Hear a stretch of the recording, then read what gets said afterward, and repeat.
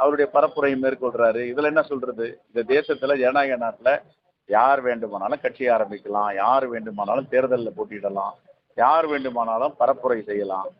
இதுக்கெல்லாம் ஒரு கட்டளையோ ஒரு தீர்ப்போ ஒரு தடையோ கிடையாது. யார் வேணாலும் யார் வேணாலும் செய்யலாம். அதே போல அந்த கட்சிக்கு தொண்டர்கள் மட்டும்தான் அவர் மேல வழக்கு பதிவு போடுறது, கிரைம்ஸ்ல மாலை போட்டு அவங்க மேல வழக்கு பதிவு போட்டது, தொடர்ந்து தமிழக அரசு அவங்களே தாவேக்காவே டார்கெட் பண்ண மாதிரி இருக்கு. தொடர்ந்து அவங்களே டார்கெட் எலெக்ஷன் எல்லாம் எல்லா கட்சி அந்த வேட்பாளர்களுக்கும் மாலை போட்டாங்க கிரைம்ல. இல்ல தமிழ்நாடு அரசுக்கு என்னுடைய வேண்டுகோள்னா அவரை விடுங்க ஃப்ரீயா, அவர் பேசட்டும், அவர் பிரச்சாரம் பண்ணட்டும், பேசட்டும், போட்டோம். என்ன சொல்ல போனா எல்லாருக்கும் கூட தடை வைங்க, அது தடை விதிக்காதீங்க. அவர் எவ்வளவு பேசுறாரோ பேசட்டும். என்ன ஒரு ரிசல்ட் வரல பார்ப்போம். சார் இப்போ அவரு திமுகவையும் பாஜக விமர்சிக்கிறாரு, அதிமுக காங்கிரஸை மட்டும் விமர்சனம் பண்றது இல்லையே அப்படின்ற மாதிரியான சமூக வலைதள கருத்துக்கள் இருக்கு. எங்க கிட்ட விமர்சிக்கிறதுக்கு என்ன இருக்கு? நாங்க தமிழ்நாட்டிலையும் ஆளுங்கட்சி இல்லை, ஒன்றியத்திலும் ஆளுங்கட்சி இல்லை. இந்த தேசத்தை உருவாக்கிய கட்சி காங்கிரஸ் பேரியக்கம்.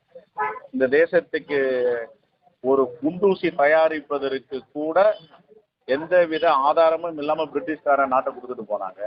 ஜவஹர்லால் நேரு, அன்னை இந்திரா காந்தி, ராஜீவ் காந்தி, அன்னை சோனியா காந்தி வழிகாட்டுதல்ல டாக்டர் மன்மோகன் சிங் ஆட்சி, இவங்கெல்லாம் இந்த தேசத்தை உருவாக்கி வைத்திருக்கிறாங்க. எங்க கிட்ட சொல்றதுக்கு என்ன இருக்கு? இந்த கடந்த 4 ஆண்டுகள்ல எதிர்கட்சியா இப்பயும் எடப்பாடி அவர் இருக்காரு. இந்த நிலையில அவருக்கு கொடுத்த கருத்துக்களுக்கும் எதிர்ப்பு கருத்து தெரிவிச்சிருக்காங்க. ஆனா விஜய் பேசுற கருத்துக்கு உடனுக்குடன் எல்லா அமைச்சர்களும், தமிழகத்திலோட திமுக சட்டமன்ற உறுப்பினர், அமைச்சர்கள், அதுபோல் பல்வேறு கூட்டங்கள் போட்டு விஜயை டார்கெட் பண்ணாங்க. அந்த அதிமுகன்ற ஒரு பிம்பத்தை இல்லாம விஜய் கட்சி ஒரு திமுகன்ற மாதிரி டார்கெட் பண்றாங்க. நீங்க எப்படி பாக்குறீங்க?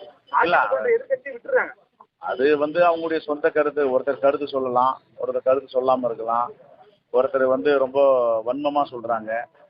எங்களுக்கு எப்ப ஜனநாயக நாட்டுல யார் ஒன்றும் கட்சி ஆரம்பிக்கலாம், யார் ஒன்னாலும் கூட்டங்கள் நடத்தலாம், யார் ஒன்றும் தேர்தலில் பார்ட்டிசிபேட் பண்ணலாம். அதுல மாற்று கருத்து. டெமோக்ராட்டிக் போர், அவ்வளவுதான்.